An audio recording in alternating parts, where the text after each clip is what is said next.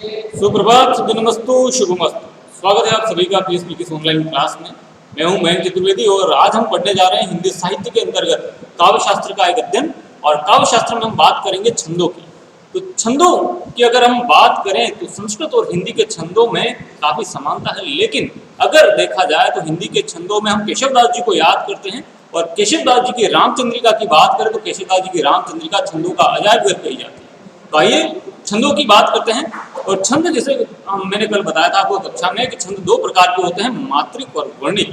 मात्रिक छंद में जहाँ मात्राओं की गिनती की जाती है, स्वर और व्यंजनों का जहाँ स्थान है, वर्णिक छंद में गणों का प्रमुख स्थान है, वहाँ वर्णों की गिनती की जाती है। तो विद्यार्थियों, आज की इस कक्षा में हम वर्णिक छंदों की बात करेंगे और वर्णिक छंदों में किस प्रकार से गणों का योगदान है और गणों को याद रखने का क्या सूत्र है, परीक्षा में ये महत्वपूर्ण है। तो पढ़ते हैं आज की कक्षा में, शुरू करते हैं छंद में।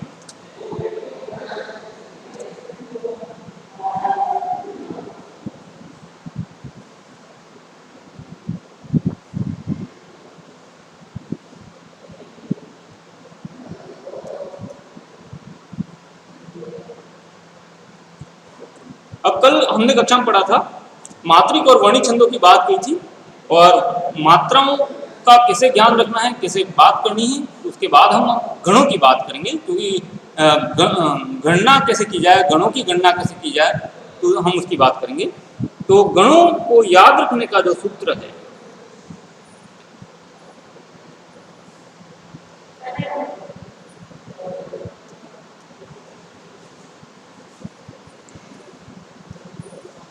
वो कुछ इस प्रकार से है। य मा ता रा ज भा न स ल ग। ये गणों को याद रखने का सूत्र है। तीन वर्णों को अगर मिला दें तो एक गण बन जाता है। जैसे य गण, तो य गण में हम देखेंगे तो य माता आ जाएगा, म गण में माता रा आ जाएगा, त गण में तारा ज आ जाएगा, र में राजभा, ज में जभान और भा में भानस, न में न स ल, स में स ल ग। तो इस प्रकार से तीन वर्णों को मिलाकर के ये बन गया हमारा गणों का सूत्र। अब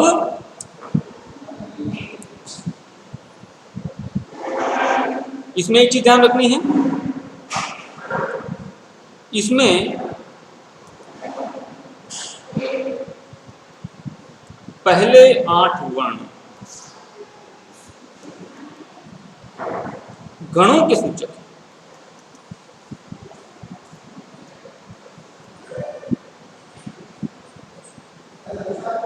और अंतिम 2 वर्ण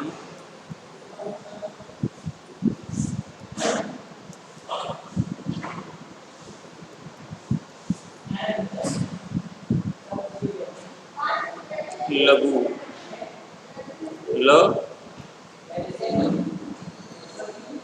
व गुरु ग के।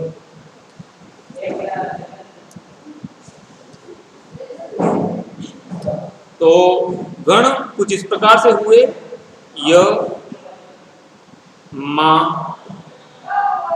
य गण, म गण, त गण,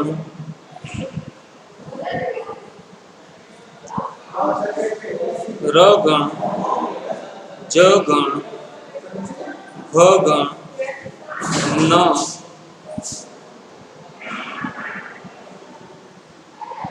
स,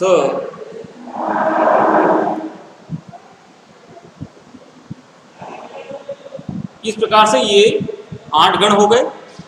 तो य में आ जाएगा य मा ता, म गण में मा ता रा, त में ता रा ज, र में रा ज भा, ज में ज भा न, भा न स, न स ल, स ल और तो इस प्रकार से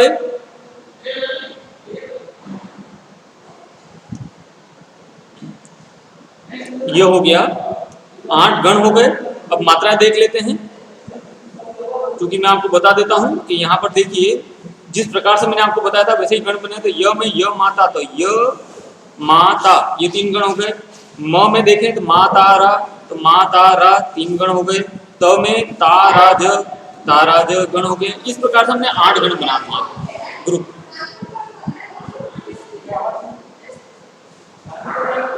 अब देखते हैं, चिन्ह लगाते हैं। लघु, य में लघु गुरु गुरु, मातारा में गुरु गुरु गुरु, त में गुरु गुरु लघु, र में गुरु लघु गुरु, ज में लघु गुरु लघु।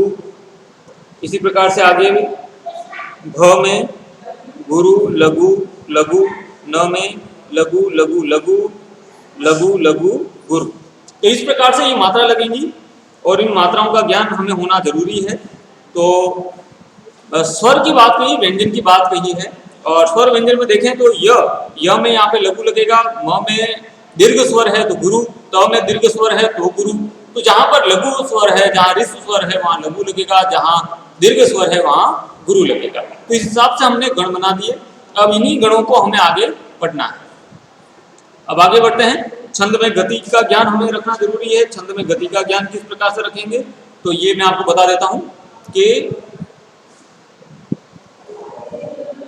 छंद में गति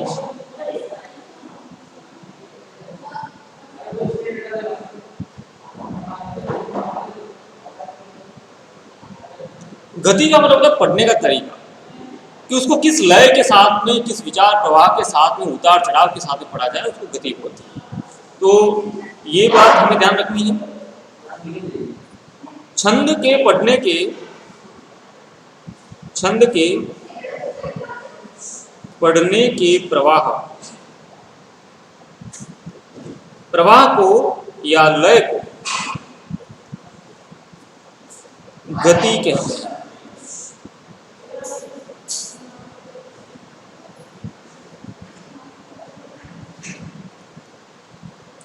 गति का महत्व वर्णित छंदों की अपेक्षा,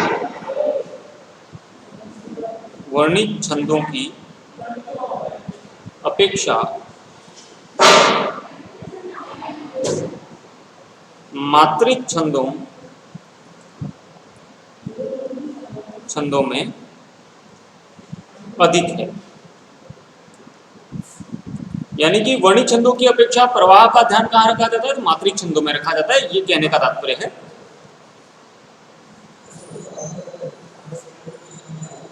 बात यह है कि वर्णित छंदों में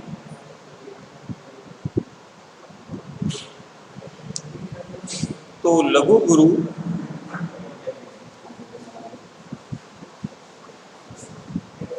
का स्थान निश्चित रहता है,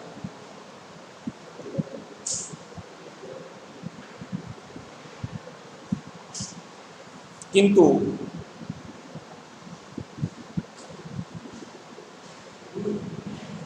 मात्रिक छंदों में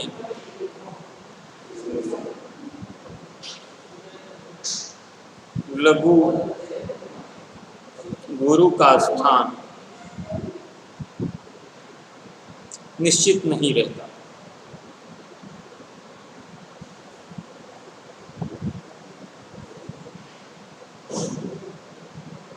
पूरे चरण की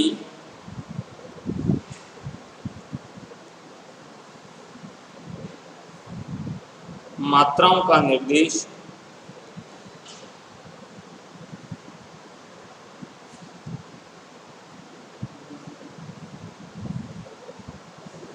नहीं रहता।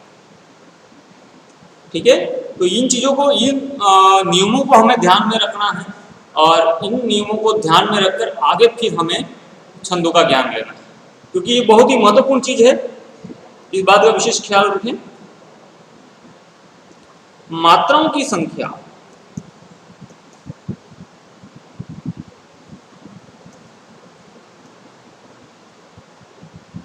ठीक रहने पर भी चरण की गति यानी प्रवाह की बात कर रहे हैं में बाधा पड़ सकती है।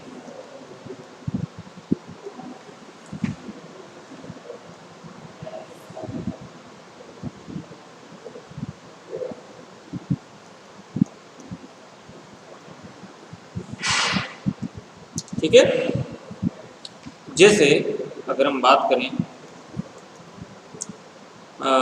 एक कविता की पंक्तियां मैं यहाँ पर लिख रहा हूँ, दिवस का अवसान समीप था, है ना, ये पंक्ति आपने सुननी होगी। दिवस का अवसान, अवसान का मतलब क्या होता है? समापन, समीप में गति नहीं है, जबकि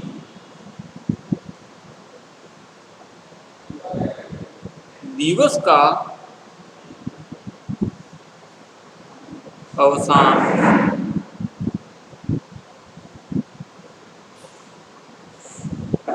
समीप था में गति। तो किस तरह से शब्दों को आगे पीछे किया जा सकता है और गति, उचित गति लाई जा सकती है, इस बात का ध्यान रखना। अब बात करते हैं यति, गति और विराम की। गति हमने देख ली, अब छंद में यति। यति का मतलब क्या होता है? तो यति का मतलब होता है विश्राम, विराम या यति। विराम के लिए थोड़ी देर रुकना, जहां पर आवश्यकता महसूस हो, उसको हम यति कहते हैं। तो छंद में नियमित वर्ण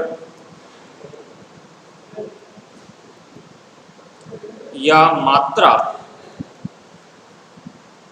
पर सांस लेने के लिए रुकना पड़ता है। यानी जहां पर हमें आवश्यकता हुई कि हाँ भाई यहाँ पर रुकना है, थोड़ी देर के लिए रुकना है, वहां पर हम यति का प्रयोग करते हैं और उसी के आधार पर उसका अर्थ निर्धारित होता है। मात्रा पर सांस लेने के लिए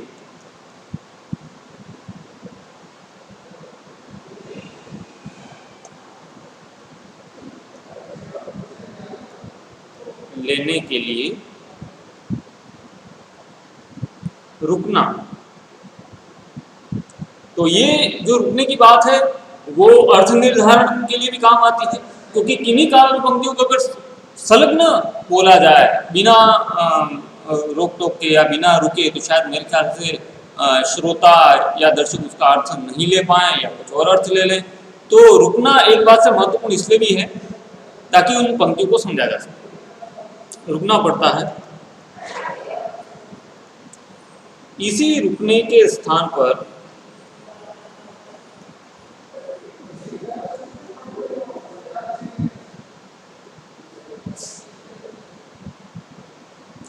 को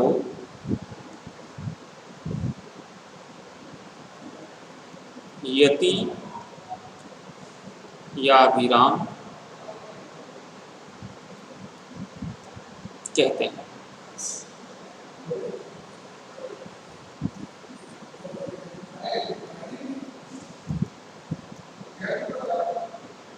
छोटे छंदों में साधारणतः यति चरण के अंत में होती है।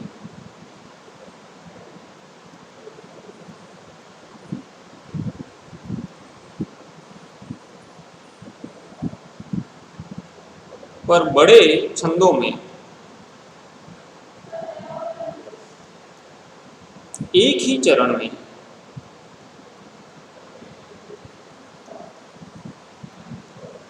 एक से अधिक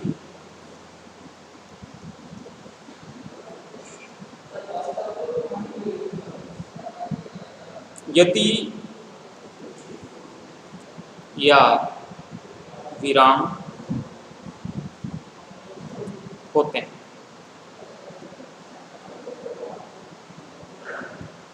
यति का निर्देश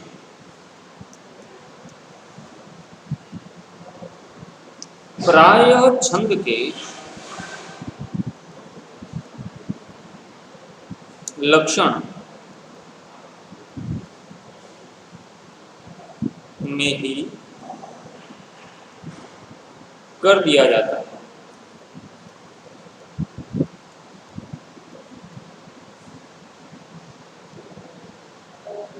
जैसे मालिनी छंद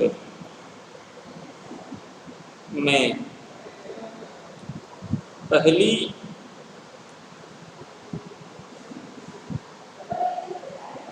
यति कितने वर्णों के बाद होती है? 8 वर्णों के बाद। तो ये ध्यान रखना है, 8 वर्णों के बाद मालिनी छंद में पहली यति होती है। तथा दूसरी यति कब होती है? दूसरी यति 7 वर्णों के बाद होती है। तो ये कई चीजें हैं जिनका हमें ध्यान रखना है, ताकि आगे जब हम वर्णिक या छंद या मात्रिक छंदों को पढ़ें तो हम आसानी से उनको पता कर सकें कि कौन सा छंद है, क्या लक्षण। तो बात करते हैं तुक। तो छंद में तुक का मतलब क्या है? तो मैं आपको आरंभ में बता चुका हूं तुक का मतलब क्या होता है। चरणांत में एक ही स्वर या एक ही प्रकार के वर्ण आए हर चरण के अंत में, तो एक तुकबंदी हो जाती है। तो ये विधान है छंद में तुक।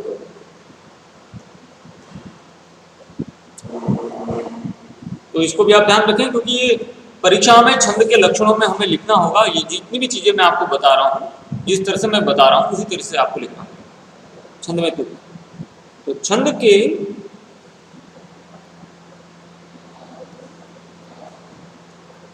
चरणांत में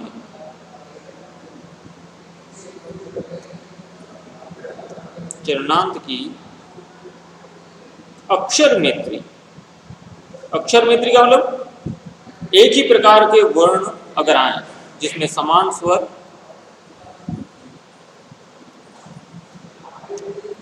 व्यंजन की स्थापना को तुक कहते हैं।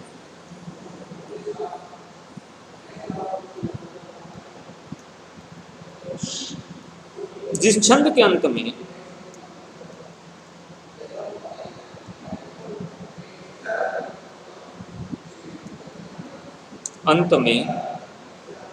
तुक हो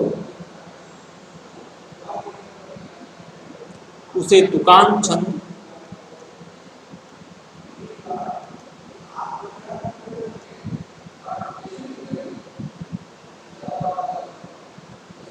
और जिसके अंत में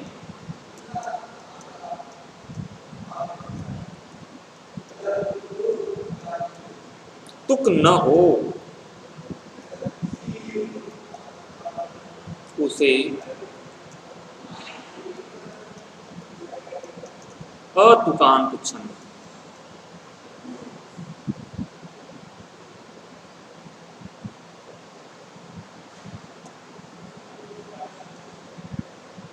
कहते हैं। तो परीक्षा में ये भी पूछा जाता है कि लघुत्तरात्मक प्रश्नों में, तो हमें ध्यान रखना है तुकांत छंद किसे कहेंगे और अतुकांत छंद किसे कहेंगे। तो जिस छंद के अंत में तुक हो उसे तुकांत छंद, और जिसके अंत में तुक न हो उसे अतुकांत छंद कहते हैं। ठीक है। और अंग्रेजी में अतुकांत छंद को